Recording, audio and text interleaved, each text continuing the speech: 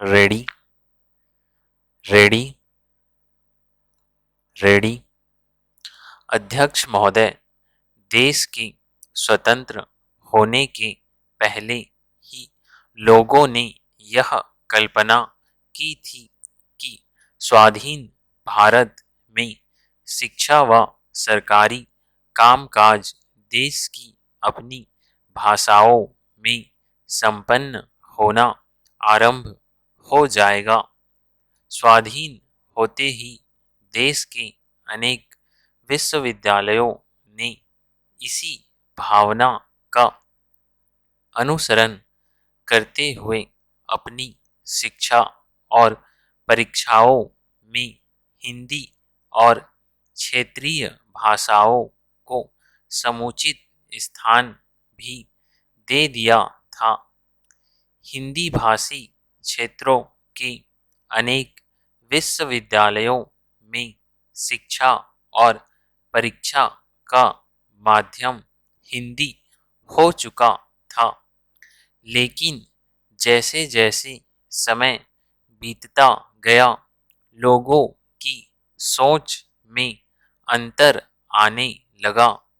लोग अनुभव करने लगे कि हिंदी माध्यम से शिक्षा प्राप्त नवयुवक सरकारी नौकरियों में उचित मात्रा में नहीं आ पाएंगे।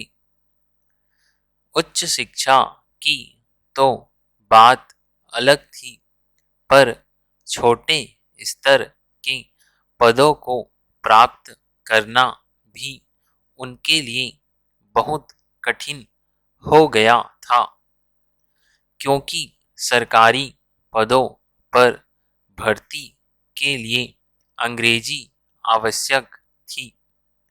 ऐसी स्थिति को देखते हुए जनता के मन में यह प्रश्न उठना स्वाभाविक था कि क्यों न शिक्षा का माध्यम फिर से अंग्रेजी कर दिया जाए।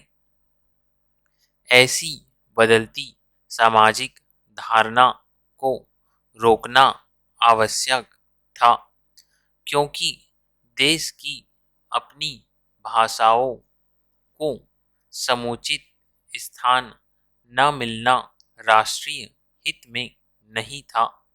अतः सरकार ने सरकारी पदों पर भर्ती की परीक्षाओं में हिंदी व अन्य क्षेत्रीय भाषाओं को मान्यता प्रदान कर दी।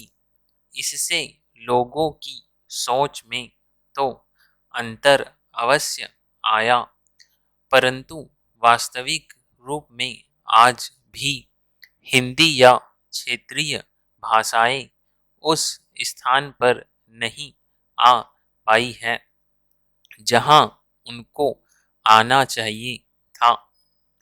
केंद्र सरकार ने भी अपनी सरकारी कार्य हिंदी में संपन्न करने के लिए अनेक प्रावधान किए, सरकारी आदेश जारी किए, प्रशासनिक कार्य हिंदी में करने के लिए काफी बल दिया, परंतु केवल सरकारी आदेशों से कोई कार्य तब तक सिद्ध नहीं हो सकता जब तक उस कार्य को वास्तविक स्वरूप प्रदान करने वालों की मानसिकता न बदले। अतः सरकारी आदेशों और व्यवस्थाओं के बाद भी देश की भाषाओं को सरकारी कामकाज में वह स्थान नहीं मिल पाया जिसकी वह हकदार है। इससे हमें दुख होता है और हम इसका दोष एक दूसरे पर डालने का प्रयास करते हैं।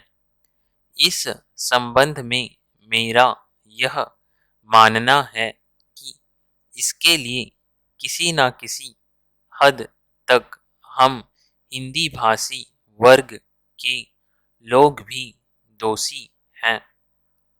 यदि इस देश का सबसे बड़ा भाग अपने सारे व्यक्तिगत काम हिंदी भाषा में करना आरंभ कर दे तो सरकार को भी साधन जुटाने पड़ेंगे।